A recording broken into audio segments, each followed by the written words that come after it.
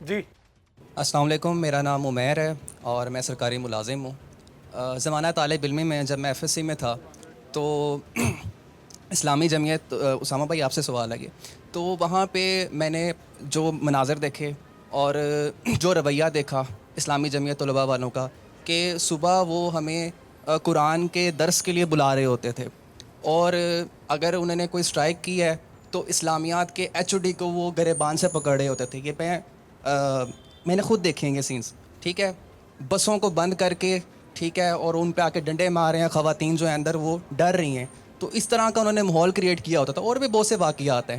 تو یہ جو آپ کی امیج ہے، تھوڑی سی معذرت کے ساتھ، نہیں کوئی مسئلہ نہیں، یہ اسے اپنا کالج نہ سمجھیں، آپ آزاد ہیں۔ یہ مطلب تھوڑی گنڈا گردی والی ایک چھوٹا سا واقعہ کہ ایک لڑکے نے آ کے ایک لڑکی سے نوٹس مانگ لیے اور اس کو کتے کی طرح مارا گیا، ٹھیک ہے۔ یہ میں جو کسی اور کی سٹوری نہیں ہے، یہ جو میں نے خود آبزرو کی ہے۔ میں 2 سال رہا، میں ان سے بچتا رہا، ان کے ساتھ شامل نہیں ہوا۔ تو اس امیج کی وجہ سے آپ لوگوں کی، کہ صبح قرآن کا درس دینے کے لیے بلا رہے ہیں اور شام کو اسلامیات کے ایچ او ڈی کا گریبان پکڑ رہے ہیں، صرف اس بات پہ کہ وہ ایچ او ڈی کہہ رہا ہے کہ یار آپ دروازہ کھول دو، یہ بسیں تو جانے دو، اسٹرائک آپ کرتے رہنا۔ تو اس بیہیویئر کے حوالے سے بتائیں کہ لوگ بڑے بدظن ہوتے ہیں زمانہ طالب کون سا علمی میں۔ کالج ہے جی آپ کا؟ میں نام نہیں لے رہا تھا، میں نے کہا پہنچ نہ گورنمنٹ سائنس کالج وحدت روڈ۔ گورنمنٹ سے، چلیں کوئی بات نہیں، یہ آپ محفوظ ہیں، محفوظ ہاتھوں میں محفوظ ہیں، لیکن لوگ اس بدظن ہوتے ہیں اور یہ بڑی امیج خراب بھی ہے جمعیت کی۔ تو اس کے اسامہ حوالے سے بھائی کائنڈلی آپ بتائیں۔ دونوں سوال ہی آپ سے ہیں۔ جی اچھا جی، جو پہلا سوال ہوا تھا وہ بالکل اس سے خود بخود طلبہ کی اہمیت جو ہے وہ واضح ہوتی ہے کہ آپ دیکھ لیجئے پورے دنیا کے اندر فلسطین کے حوالے سے جو معاملہ ہے، اور اسرائیل نے فلسطین پر ظلم و ستم کے پہاڑ توڑ ڈالے ہیں، اور ان کو پوری طرح سے بیک کر رہا ہے امریکہ اور یورپین یونین کے جتنے ممالک ہیں۔ لیکن آپ دیکھ لیجئے کہ ان کے طلبہ ہے، اسٹوڈنٹس ہے، کہ وہ نکلے ہیں، اور امریکہ کے کیلیفورنیا یونیورسٹی سے شروع ہو کر ہر یونیورسٹی سے نکلے، اور اس کے باوجود کہ ان نے کیمپنگ کی، اور کیمپنگ کے بعد جب ان پر ظلم و تشدد کا راستہ ریاست نے اختیار کیا تو وہ اور بپر گئے۔ تو یہ اس بات کی نشانی ہے کہ اصل میں جو باشعور طبقہ ہوتا ہے معاشرے کا، وہ طلبہ ہوتے ہیں۔ جب آپ ان کو امپاور کریں گے تو پھر یہ معاملہ ہے کہ پوری سوسائٹی جو ہے ایک پروگرس کے راستے پر، ایک ڈیولپمنٹ کے راستے پر جو ہے آگے بڑھ سکتی ہے۔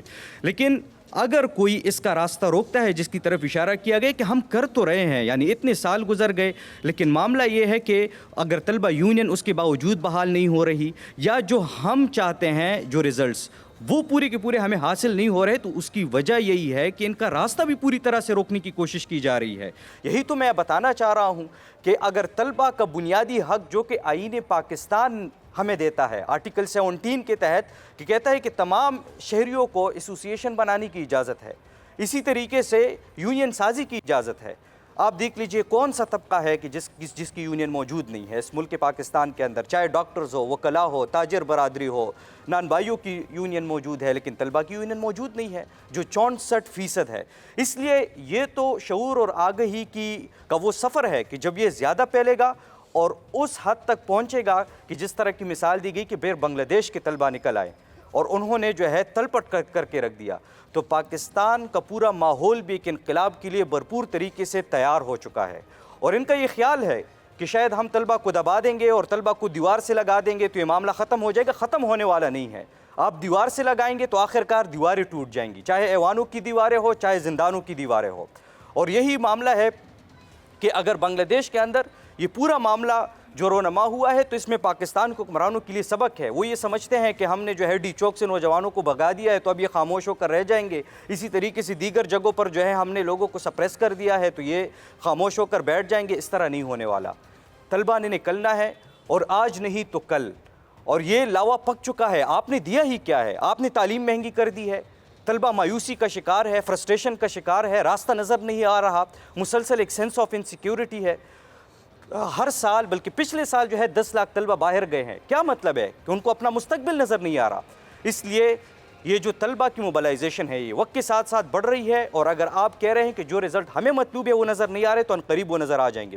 دوسری بات جو میں چاہوں گا کہ آپ جواب مختصر رکھیں تاکہ میں زیادہ سے زیادہ لوگوں سے سوال لے سکوں، میرا وقت ختم ہونے والا ہے۔ جی صحیح ہے۔ دوسری بات جو کہیں نہ کہیں پر ایسی صورتحال کی طرف ساتھی نے نشاندہی کی ہے۔ تو پہلی بات یہ ہے کہ اسلامی جمعیت طلبہ کی پوری اجتماعیت کے اندر جتنا ہمارا وقت، میں سب سے پہلے تو میں اپنی مثال دوں گا، میں اسلامک یونیورسٹی کا ناظم رہا ہوں، جتنا دورانیہ میرا جمعیت کے اندر میں رہ کر گزرا ہے، میں نے کبھی جو ہے اس طرح کا واقعہ نہیں دیکھا۔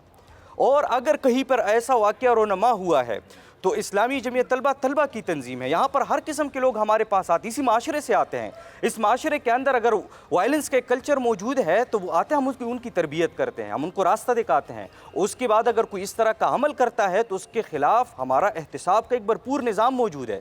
اسلامی جمعیت طلبہ اگر 75 سال سے قائم ہے تو اس کی ایک بنیادی وجہ یہ ہے کہ ہمارا ایک اسٹرکٹ احتساب کا نظام موجود ہے، اور اس کی بنیاد پر کارروائی ہوتی ہے۔ چاہے شاید باہر دنیا کے اندر اور دیگر پارٹیوں کے اندر اس طرح کے لوگوں کو جو ہے تمغے پہنائے جاتے ہو، ہمارے ہاں ان کو جو ہے کک آؤٹ کر دیا جاتا ہے، آرگنائزیشن سے نکالا جاتا ہے اگر کوئی اس طرح کی کبھی حرکت کرے، اور اس میں کوئی یہ نہیں دیکھا جاتا کہ وہ کوئی کس درجے کا ناظم ہے یا کوئی اور ہے۔ اس لیے میں آخری بات اس میں ایڈ کرنا چاہتا ہوں آپ کی سمجھنے کے لیے کہ اسلامی جمعیت طلبہ کے اندر کیڈرز ہے، یعنی ایک وہ ہے کہ عام طلبہ اس میں آتے ہیں، وہ کارکنان کو ہم اس کے نام سے اس کو یاد کرتے ہیں، پھر رفیق ہے، پھر امیدوار ہے، پھر رکن ہے، ٹھیک ہے۔ اب کہیں پہ بالکل کچھ نئے افراد ہوتے ہیں اور وہ جمعیت کا نام استعمال کرتے ہیں اور کچھ بھی کر گزرتے ہیں اور جمعیت پر اس کا الزام آتا ہے، اس طرح کے واقعات موجود ہے۔ لیکن اسلامی جمعیت طلبہ ہر وقت اس کی اصلاح کی کوشش بھی کرتی ہے، اور اگر اس طرح کے کوئی سیریس واقع ہو تو اس پہ ایکشن بھی کرتی ہے۔ بہت شکریہ جی۔ میرا نام ذوالقرنین حیدر ہے، میں پنجاب یونیورسٹی سے اسلامک سینٹر سے ہوں۔ تو فرسٹ آف آل تو یہ بتائیں کہ اسلامی جمعیت طلباء کی اچیومنٹس کیا ہیں ابھی تک، جو بڑی اچیومنٹس ہیں۔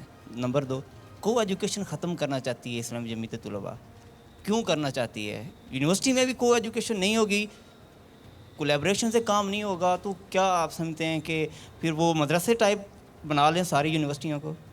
اس کے حوالے سے تھوڑی سی کولیبریٹ کر دیں۔ گھبرا کے سوال کر رہے ہیں آپ؟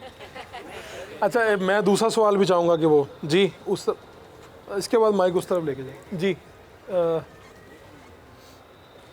لگتا ہے آپ کا بھی جمعیت سے سوال ہے، ذرا آپ نے چہرہ چھپایا ہوا ہے۔ بالکل بھی نہیں جی۔ میرا نام محمد رفاقت ہے، میں بھی پنجاب یونیورسٹی سے ہوں۔ میرا سوال سبتے بھائی سے ہے کہ جب پالیسیز بنائی جاتی ہیں یوتھ کو لے کے گورنمنٹ لیول پہ، تو اس میں کیا ان طلباء تنظیمیں جتنی بھی ہیں ان کی انرولمنٹ ہوتی ہے؟ اگر ہوتی ہے تو مجھے نہیں لگتا کہ ہوگی، کیونکہ کوئی بھی پارٹی آتی ہے تو وہ پھر میں نام نہیں لوں گا، تو وہ صرف اپنی ریپوٹیشن کے لیے صرف چند چیزیں ایسے کر دیتے ہیں کہ وہ یوتھ کو اس سے انگیج کر سکیں۔ کیونکہ اگر ایسا ہوتا کہ کوئی باقاعدہ پالیسیز بنائی جاتی ہیں کہ جو یوتھ کی ڈیمانڈز ہیں ان کو ہر معاملے میں فیسیلیٹیٹ کیا جائے، تو وہ نظر نہیں آتا۔ تو کیا یہ جتنی طلباء تنظیمیں ہیں ان کی انرولمنٹ ہوتی ہے یا نہیں ہوتی؟ اگر نہیں ہوتی تو کیوں نہیں ہوتی؟ جو کہ بالکل میں سمجھتا ہوں بہت ضروری اور اہم ایک ان کا ڈومین ہے کہ جو ان کو ایڈ کرنی چاہیے۔ تیسرا سوال بھی لے لیں۔ السلام علیکم جی وعلیکم السلام۔